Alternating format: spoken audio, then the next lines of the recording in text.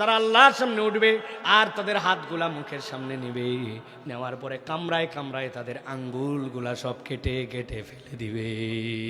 আমার 2 নম্বর মেয়ে যেটা, ওর যখন কেবল দাঁত উঠছে বিরাট ঝামেলা ওরে নিয়ে, যারে দেখে তারে কামড় দেয়।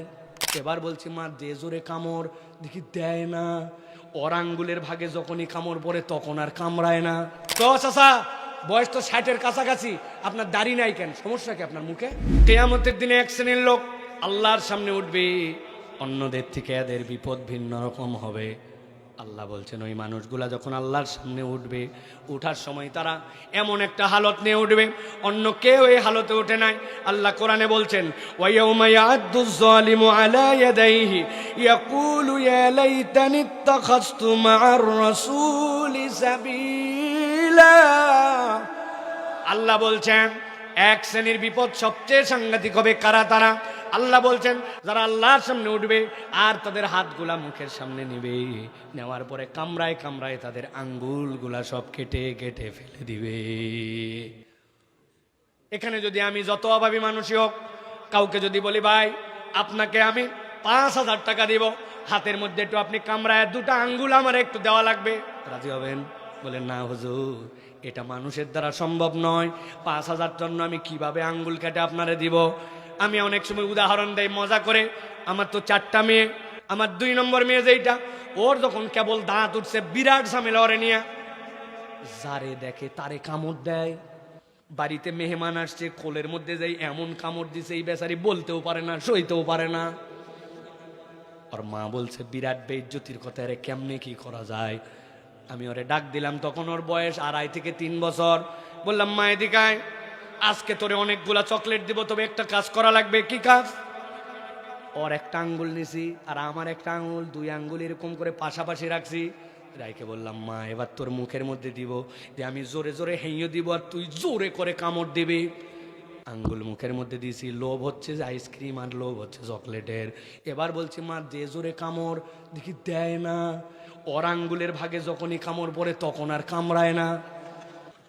2.5 বছরের বাচ্চা নিজের আঙ্গুলে নিজে কামড় দেয় না। আল্লাহ বলছেন কিয়ামতের দিনে ইয়াউমা ইয়া'আদ্দুয যালিমু আলা ইয়াদাইহি, এক শ্রেণীর জালেম আল্লাহর সামনে আসবে, নিজের হাতে নিজে কামড় দিয়ে দিয়া আঙ্গুল কেটে কেটে আল্লাহর সামনে ফেলে দিবে। কি জুলুম তুমি করছো? কেন তুমি আজকে অবস্থায়? আল্লাহ বলছেন তাদের জুলুমের ধরনটা ভিন্ন। তারা বলতে শুরু করবে ইয়া লাইতানি ইত্তাখাযতু মা'আর রাসূলি সাবিলা। আমার সামনে 2টা রাস্তা ছিল, একটা নবীওয়ালা রাস্তা, একটা নবীওয়ালা তরিকা, একটা নবী ছাড়া তরিকা। আমারে বহুবার বুঝাইছে, কিন্তু আমি নবীওয়ালা রাস্তা নেই নাই। এই নবীওয়ালা রাস্তা না নেওয়াটাই একটা জুলুম। আল্লাহ বলছেন ওই দিন আঙ্গুল কাটতে কাটতে আল্লাহর সামনে ওই জালেমরা উঠবে। এই জন্য প্রিয় ভাইরা, রাস্তা অনেকগুলাই থাকবে, পথ অনেকগুলাই থাকবে, তোমাকে সিদ্ধান্ত নিয়ে আল্লাহ এবং তার নবীর তরিকায় আসা লাগবে, ঠিক না? স্লোগান তো কয়দিন পরে দিবে, মুখ ভাইয়ের চরিত্র ফুলের মতো পবিত্র, নামাজ পড়েনি বিগত 40 দিন, ফজরেরটা জামাতে 1 ওয়াক্ত আছে না, তার পক্ষে স্লোগান বাপরে বাপ। সেই মার্কা তো আর নাই। আগে শুনছি ছিল হোঁকা মার্কা, ছিল না? এখন হোঁকা নাই, কিন্তু বহুত মার্কা। ভালো করে বুঝে নিবেন প্রিয় ভাইয়েরা, আমি কোন দলের পক্ষে বিপক্ষে বলছি না, কিন্তু নবীর পক্ষে যে, নবীর আদর্শের পক্ষে যে, আপনাকে তার পক্ষে থাকতে হবে, নইলে ওই দিন যাওয়ার পরে বিপদ আছে, ঠিক কিনা? আপনাকে পরিবর্তন হতে হবে, আপনাকে আল্লাহর দিকে আসতে হবে। ও চাচা বয়স তো 60-এর কাছাকাছি, আপনার দাড়ি নাই কেন, সমস্যা কি আপনার মুখে? হ্যাঁ বলছে বাবা রাখতে তো চাই, কিন্তু তোমার চাচি আম্মা লাইক করে না। চাচি লাইক করে না জন্য উনি মুখে দাড়ি রাখে না, এরকম লোক আছে না ভাই?